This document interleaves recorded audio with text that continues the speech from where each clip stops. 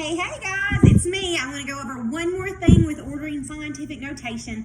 At the end of the last video, I told you to have out the worksheet. So make sure you have out the one that says SOL 7.1B/C, compare and order scientific notation. So on this sheet, there are 4 problems, and the point of it is to order least to greatest or greatest to least. I think they're all least to greatest.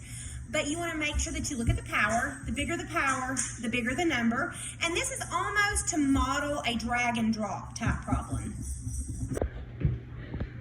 Okay, problem number 1. We're going to notice that they are all in scientific notation. So we're going to look at the power. And we're going to look at the directions. The box says least to greatest. So at the top, we're going to go small, medium, large. I've got a 4, 3, and 3. We should know clearly that the 4 is the biggest, so I'm going to go ahead and put it down here. 3.21 times 10 to the 4th. Now both of these have times 10 to the 3rd. So we're going to look at the first factor. Which one's smaller, 3.02 or 3.23? So we're going to go with 3.02 and then finally 3.23. Going down to number 2, it says order least to greatest. Once again, this is like a drag and drop. They are truly in scientific notation, so we're going to look at the power. And all of them have a power of 4. So we're going to look at the first factor. I'm going to come over here and stack them because I like to look at my place value. When we're missing a place value, we can add a 0. So we've got 2.10, 2.11, and 2.1. So clearly the 2.01 is the smallest.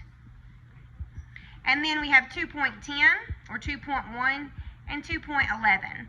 So we're going to go back and add the times 10 to the 4th. So if this were a drag and drop interactive question, you would take your mouse and drag it to the correct box.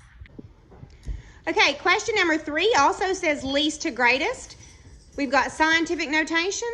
All 3 of them are in scientific notation, so we're going to look at the power. Oh, and this is nice because we got a 5, a 6, and a 4.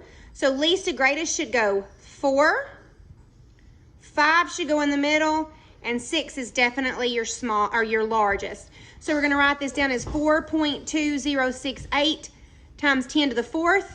We got this one taken care of. 4.4 times 10 to the 5th. And then the largest is the 4.32 times 10 to the 6th.